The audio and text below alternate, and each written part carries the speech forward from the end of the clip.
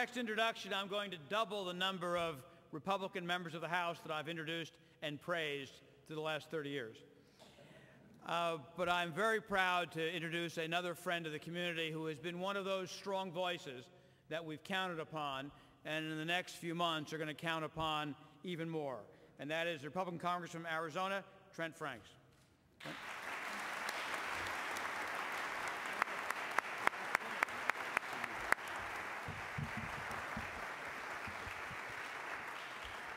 Well, I appreciate that. Actually, that probably doubles the number of Democrats who've ever said anything nice to me. And so I appreciate it very much. And I appreciate all of you. I'm going to be extremely brief. I know that some of you have heard some of the repetitious remarks that Congress has made.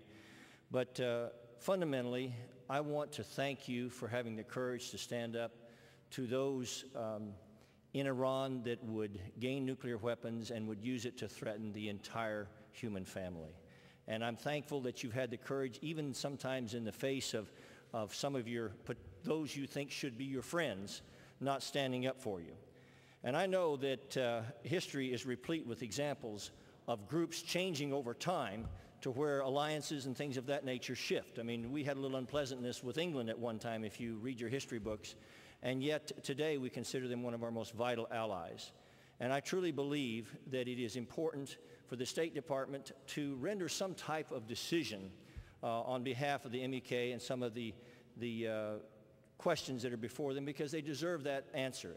And it's not just a matter of deciding what one particular group and what their status is with the United States. It's about making sure that we don't suppress those who are working so hard to accomplish some of the same things that are important to America in terms of keeping Iran from gaining nuclear weapons by which to destabilize the entire earth. I know that there are always challenges in breaking through these things, but I would just suggest to all of you to do two things. Number one, continue to demonstrate your commitment to a democratic principle, to trying to stand with the world community and upholding human dignity and human values and human freedom. And number two, join with those groups out there that are doing everything that they can to accomplish the same things that you are.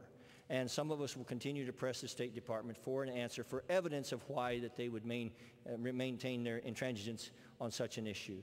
Now, I know it isn't easy. I know many of you have been through some great tragedies. And I would only suggest to you that freedom is a powerful thing. And you have made steps to embrace it. And I truly believe in the long run that freedom, truth, and time all travel on the same road. But it requires each of us to be courageous and to do the best that we can. I want to thank the members of this distinguished panel here. I am especially always grateful to see John Bolton anywhere. I think he's one of the great intellects of our time. He understands these issues better than so many people that I hear on the airwaves, and I just especially call him out with great respect to the rest of you. But I hope that somehow that we can come together and realize that, you know, it sounds rather cliche, but the enemy of my enemy is my friend.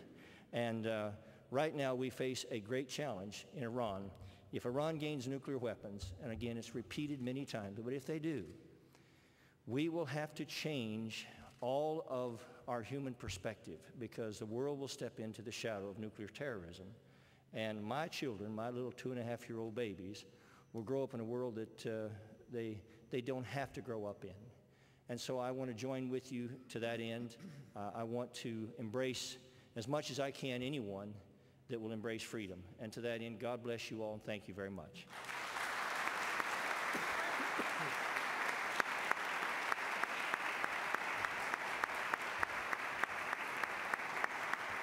Thank you, Congressman.